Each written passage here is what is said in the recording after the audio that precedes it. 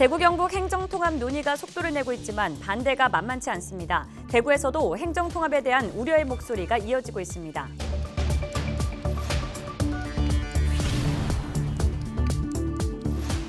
경주 현곡면은 주거단지 개발 등으로 유동인구가 증가하고 있지만 진입로는 금장교가 유일합니다. 제2금장교가 사업 추진 5년 만에 첫 삽을 떴습니다. 3월은 1년 중 산불이 가장 많이 발생하는 달입니다. 산을 지키는 숨은 영웅들의 하루를 들여다봤습니다.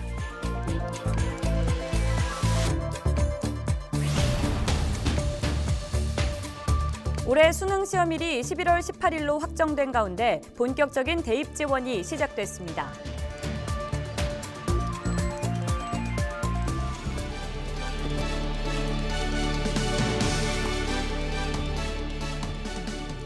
여러분 안녕하십니까? 헬로티비 대구 경북 뉴스입니다.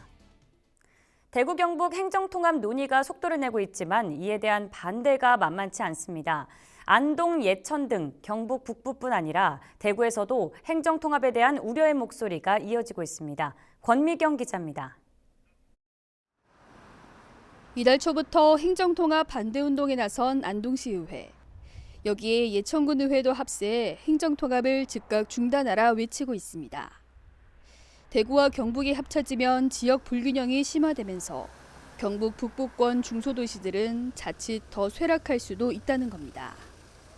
행정통합 문제를 놓고 경북 북부 지역뿐만 아니라 대구에서도 우려의 목소리가 나오고 있습니다.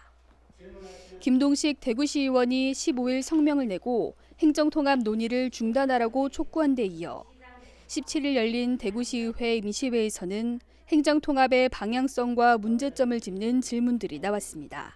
2022년으로 목표가 졸속 추진의 우려를 갖기보다 리스크를 최소화하고 효과를 극대화하여 최선의 결과를 도출할 수 있도록 시점을 조정할 가능성을 열어놓아야 한다. 또 행정통합에 대한 시도민들의 관심이 낮다는 지적도 있었습니다. 우리 주민들을 만나보면 행정통합에 대한 인식 자체가 없으신 분들이 굉장히 많으십니다. 이런 부분에 있어서 통합을 할 수 있는 시기를 저는 지금 꼭 해야만 하는가. 이에 대해 권영진 대구시장은 특정 시점을 정해두고 행정통합을 진행하는 것은 아니라며 공론화 과정을 통해 공감대를 만들고 시도민들의 의견을 반영하겠다고 답했습니다. 공론화위원회가 시도민들의 의사와 공감대를 모아나가면서 통합에 대한 공론조사를 진행하는 상향식 방식으로 추진되고 있습니다. 언제 행정통합을 하겠다는 시점을 정해놓고 밀어붙이기 식으로 추진하는 것은 아니라는 점을 이해해 주시기 바랍니다. 행정통합에 대한 기대와 우려가 엇갈리고 있는 가운데 행정통합 공론화위원회는 다음 달 시도민들의 의견을 담은 행정통합 기본계획안을 내놓을 계획입니다. 헬로티비 뉴스 권미경입니다. 경주 현곡면은 주거단지 개발 등으로 유동인구가 증가하고 있지만 진입로는 금장교가 유일합니다. 때문에 상습 정체를 빚고 있는데요. 차량 흐름을 분산시키기 위한 제2금장교가 사업 추진 5년 만에 첫 삽을 떴습니다. 박은경 기자입니다.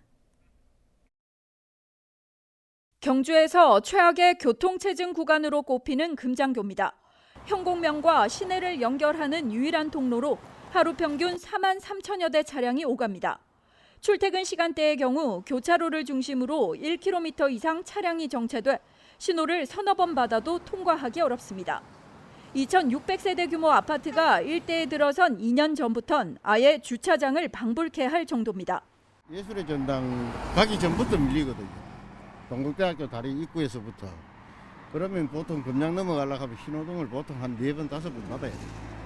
그 금장 다리에 넘어도 또 항상 밀려 있으니까 굉장히 힘들어요. 그쪽으로 가기가. 경주시가 교통 흐름을 개선하기 위해 기존 금장교에서 하류 쪽으로 2.1km 떨어진 지점에 제2금장교를 건설하기로 했습니다. 나원역과 용왕 택지개발지구 사이 370여 미터를 연결하는 왕복 4차로 교량으로 이달 공사를 시작해 2023년 완공할 예정입니다. 제2금장교의 정식 명칭은 황성동과 현곡면 금장리의 지명을 딴 황금대교로 신라시대 다리인 금교를 되살린다는 의미도 담고 있습니다. 경주시는 공사가 마무리되면 금장교를 오가는 차량의 30%가량이 황금대교로 분산돼 교통정체 해소는 물론 인근 주민들의 정주 여건도 크게 나아질 것으로 보고 있습니다. 다리가 만들어짐으로써 그런 교통난을 해소하는 데 도움이 되고 또 양지역의 개발을 촉진하는 의미도 있습니다. 또 안강을 비롯한 우리 경주시 북부 지역에서 시내로 진입하는 시간을 30분 이상 단축시킬 수 있는 큰 효과를 기대를 하고 있습니다. 황금대교는 올해 말 개통되는 동해 남부선 나원역과도 500m 거리에 있어 관광객들의 접근성 향상도 기대됩니다. 경주시는 교량의 자전거 도로와 인도를 별도로 조성하고 중심부에는 전망대 등 조형물을 설치해 지역의 랜드마크로 만든다는 계획입니다. 헬로티비 뉴스 박은경입니다. 이제 완연한 봄입니다. 1년 중 이맘때 산불이 가장 많이 발생하는데요. 산불이 나면 가장 먼저 움직이는 분들이 있습니다. 바로 산불 감시원들인데요.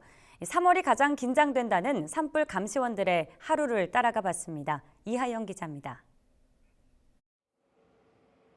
지난달 말 대형 산불이 발생한 안동시 임동면의 야산입니다. 화마가 휩쓸고 간 흔적이 그대로 남아 있습니다. 산 정상까지 불길이 번지면서 울창했던 숲은 잿더미로 변했고 산불 감시 카메라와 기상 관측 장비마저도 불에 녹아내렸습니다. 10여 년째 산불 감시원으로 활동하고 있는 이인수 씨. 산불 예방 홍보 방송으로 하루를 시작합니다. 한두 가구가 살고 있는 산골 마을까지 구석구석 누비며 불조심을 당부합니다. 경각심이 덜난지 모르겠는데 그 골고루 이래 순찰하고 이래 지나가다 보면은 어떤 분은 좀 얘기하면은 듣는 척하고 해가지고 이제 끄기도 하고 조그만 불이지만 끄기도 하고 하는데 좀 불이란 게 이런 요번 이 계기에 임동면에 이 큰 불이 나버렸는데 이 계기를 삼아서라도 동 주민들이 좀 불에 대한 생각이 좀 밝아졌으면 좋겠습니다. 가장 산불이 많이 발생하는 봄철. 산 정상의 감시탑에서 근무하는 산불 감시원들의 긴장감은 그 어느 때보다 높아집니다. 작은 불씨가 대형 산불로 이어질 수 있어 매의 눈으로 산불을 감시합니다. 연기가 올라오면 벌써 대응은 늦어요. 그러니까 많이 났다는 뜻이라서 좀 대응은 늦고 안 보이는 게 제일 답답하죠. 좀 다른 데 잘 보이는데 우리 동네가 잘 보이는 곳에 하나 좀 힘들겠지만 설치해 주시면 좋지 않을까 하는 생각이 들어요. 입산자 실화와 논밭두렁 소각, 쓰레기 소각, 담뱃불 실화 등 대부분 부주의 때문에 발생하는 산불.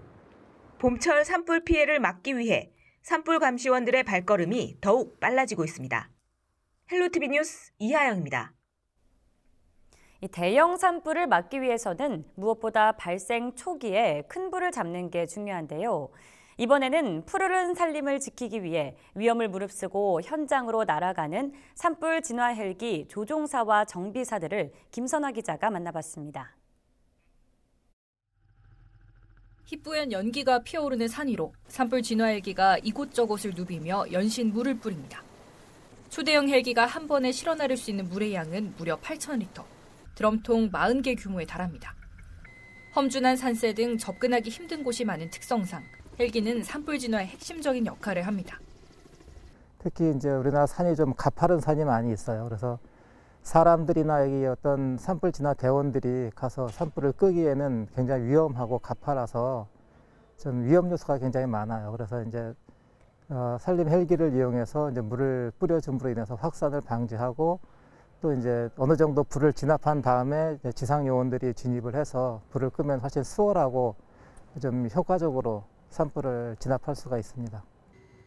발생 초기에 큰 불을 잡는 게 무엇보다 관건인 산불.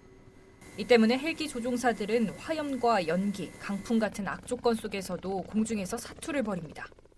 20m/s, 25m/s 하면 거의 태풍이랑 거의 비슷한 수준의 강한 바람인데 이 정도 바람이면은 저희가 비행을 할 때 한 50m에서 100m 정도는 바람에 밀리거든요. 그러니까 대형 산불일 경우 한 20대 정도 이렇게 항공기가 투입이 되는데 서로 이제 간격 분리가 충분하지 않다거나 지금 협조가 잘 안 되면 서로 위험한 상황이 될 수가 있습니다. 산림청 산림항공본부는 전국 산불 현장 어디든 30분 내에 헬기를 투입할 수 있도록 강원도 원주를 포함한 12곳에 산림항공관리소를 운영하고 있습니다. 산불 진화 헬기 48대와 조종사, 정비사 등 340여 명이 만일의 상황에 대비해 24시간 대기합니다. 헬기가 성공적으로 임무를 수행하기 위해서는 정비사의 역할도 중요합니다. 헬기 정비가 곧 조종사 등 팀원들의 안전과 직결되기 때문입니다. 항상 항공기 가용 상태로 유지를 시키는 게 일단 저희 목적이고요. 그러다가 어떤 사항이 생겨서 항공기가 좀 이상이 있거나 정비 사항이 발생됐을 때 최소한의 시간으로 최대한 빠르게 정비를 해서 항공기가 또 가용돼서 산불 또는 어떤 이런 재난 상황에 투입돼서 지원될 수 있도록 저희가 항상 뒷받침을 해주는 그런 역할을 하고 있습니다. 최근 건조한 날씨에 동시다발적으로 산불이 나면서 어느 때보다 바쁜 시간을 보내고 있는 이들. 시민들의 생명과 재산을 지키기 위해 위험한 현장에 가장 먼저 날아가는 산불 진화 헬기. 산을 지키는 숨은 영웅들은 오늘도 산불 현장으로 달려갑니다. 헬로티비 뉴스 김선아입니다.